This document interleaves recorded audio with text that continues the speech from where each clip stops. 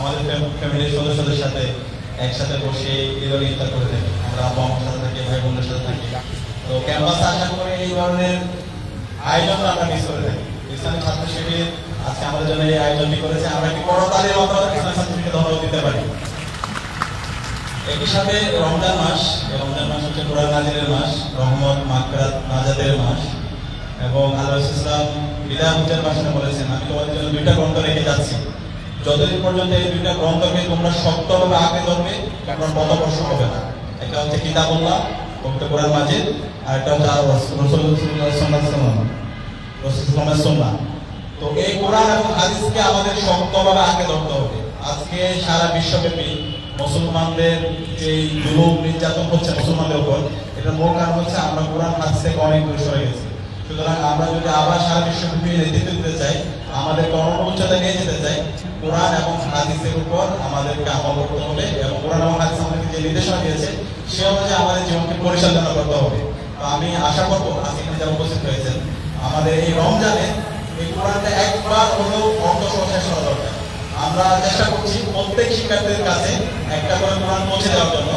যাদের কাছে এখন পর্যন্ত অর্থ সহ কোরআন নেই, আপনারা আমাদের সাথে যোগাযোগ করবেন, ইনশাআল্লাহ আপনাদের প্রত্যেকের রুমে আমরা কোরআন পৌঁছে দেবো ইনশাআল্লাহ। এবং আমরা আপনাদের প্রতি রিকোয়েস্ট করবো, এই রমজানে আমরা কোরআন শুরু থেকে শেষ পর্যন্ত অর্থ সহ একবার শেষ করবো ইনশাআল্লাহ। আমরা কি পারবো ইনশাআল্লাহ? দেখেন, এই কোরআনের সব বর্ণনা যদি আমরা এক জায়গায় করি, সর্বোচ্চ 700 পৃষ্ঠা হবে। এই 700 পৃষ্ঠার উপন্যাস অনেকে আমরা এক রাতে শেষ করে ফেলেছি, কিন্তু কোরআনটা আমাদের জীবন শেষ হয়ে যাচ্ছে, কিন্তু এখন পর্যন্ত আল্লাহ তাআলা কোরআনে কি বলেছেন আমরা জানি না। এই অবস্থা যদি আপনার মৃত্যু হয়, আল্লাহর কাছে আপনি কি জবাব দেবেন? আমরা এত কঠিন কঠিন তথ্য শিখি, এত বড় বড় থিওরি করি, এত বড় বড় ম্যাথমেটিক্যাল প্রবলেম আমরা সলভ করি, কিন্তু কোরআনটা আমরা একবার পর্যন্ত করতে পারলাম না। এটা আমাদের জন্য হতাশার জায়গা, আফসোসের জায়গা। সে আফসোস যেন করতে না হয়, আমাদের এই রমজানের মাঝে যেন আমরা কোরআনটা অর্থ শেষ করি শুরু থেকে শেষ পর্যন্ত, এবং যদি পারি যত বেশি মিস করতে পারি কোরআন আয়াত হাদিস, এটা যদি করতে পারেন আপনার জীবনটা অনেক বেশি প্রশান্তিময় হয়ে উঠবে।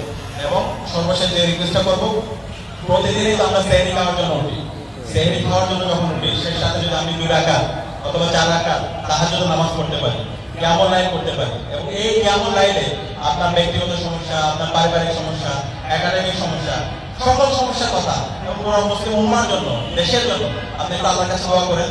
আল্লাহ তাআলা আপনাকে এত বেশি দিবেন, এত প্রশান্তি দিবেন, আপনি চিন্তা করতে পারবেন না। তো এই কাজগুলো আমরা করার চেষ্টা করব এবং এই রমজান ঈমান ইহতিসাব সহকারে আমরা পার করার চেষ্টা করব ইনশাআল্লাহ। আল্লাহ তাআলা আমাদের জীবনকে অনেক বেশি প্রশান্তিময় করে দিবে, অনেক বেশি বরকতময় করে দিবে ইনশাআল্লাহ। এবং আমি আজকে এই আয়োজন আমি আবারও ছাত্র শিবিরকে ধন্যবাদ জানাই এবং সবার জন্য দোয়া চাই। আমি আমার কথা থেকে শুরু করছি। আসসালামু আলাইকুম। ধন্যবাদ। আমাদের মাঝে এখন কথা নিয়ে আসবেন আজকের প্রোগ্রামের সভাপতি এবং ঢাকা বিশ্ববিদ্যালয় শাখা ছাত্র শিবিরের সভাপতি ডাক্তার মোহাম্মদ মহিউদ্দিন খান। আজকে যারা খুব সংক্ষিপ্ত সময়ের মধ্যে আজকের এই আয়োজনে এসেছেন সকলকে ধন্যবাদ জানিয়ে শুরু করছি। আমি শুধুমাত্র আপনাদেরকে একটা রিকোয়েস্ট করতে চাই, সেটা হচ্ছে যে আমরা এখানে যারা একত্রিত হয়েছি, দেখেন পরিবেশটা কত সুন্দর, কোনো ধরনের বিশৃঙ্খলা নাই, কোনো ধরনের ক্যাওস নাই। রমজান আমাদের জন্য শিক্ষা হতে পারে যে আমরা আশেপাশে কত ধরনের বিশৃঙ্খলা দেখি আমাদের ক্যাম্পাসে, আমাদের সমাজে।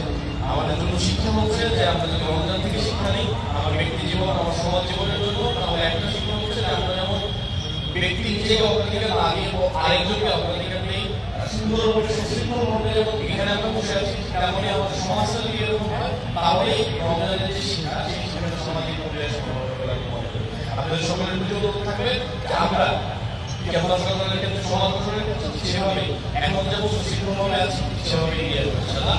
আর যারা উপস্থিত হয়েছেন সকলকে ধন্যবাদ জানাচ্ছি। আজকের আয়োজনে যদি ছুটি হয়ে থাকে তাহলে কমিশন সেটা দেখার অনুরোধ থাকবো। আমরা আশা করছি পরবর্তী রমজানে আমরা সবার সাথে আবার এই ধরনের আয়োজনে একত্রিত হতে পারবো ইনশাআল্লাহ। আসসালামু আলাইকুম।